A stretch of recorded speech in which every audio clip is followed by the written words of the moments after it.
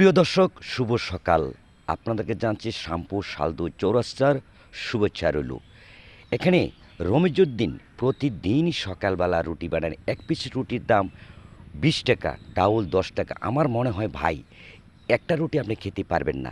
যে রুটি, এই যে বিশিষ্ট ব্যবসায়ী সবুজ ভাই এখানে রুটি খাচ্ছে। আমি সবুজ ভাইয়ের জিজ্ঞেস করলাম, সবুজ ভাই এখানে রুটি খাচ্ছেন?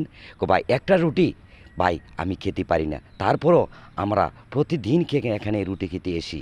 আমি সবুজ ভাই জিজ্ঞেস করলাম, ভাই এই রুটি, এক পিস রুটি, এত বড় রুটি ডাউলের সাথে কিভাবে ভর্তা করে? সবুজ ভাই বলল যে আমি বুঝতে পারি না, ওনার ব্যবসা ওনায় বুঝে। তারপরে দর্শকে প্রতিদিন সকালবেলা দাঁড়ায় দাঁড়ায় রুটি খাচ্ছে, বসে রুটি, কোনো বসার কোনো পরিবেশ নাই। দেখেন কত বড় রুটি ভাই, রুটি এক পিস রুটি কীভাবে ভর্তা করে? দেখেন দর্শক দাঁড়ায় রয়েছে রুটির জন্য। ভালো ভালো যুগ এখানে এসে রুটি খাওয়ার জন্য রুটি বানাইতেছে।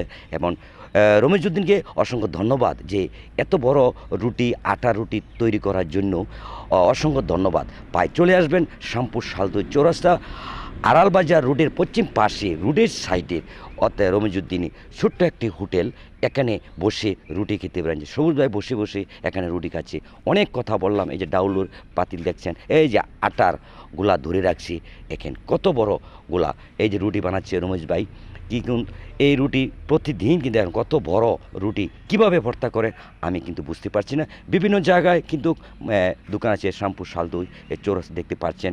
এখানে প্রতিদিন কিন্তু আপনারা রুটি খেতে পারবেন। দর্শক আছে, বিভিন্ন জায়গা থেকে লোক এসে এখন রুটি খায়।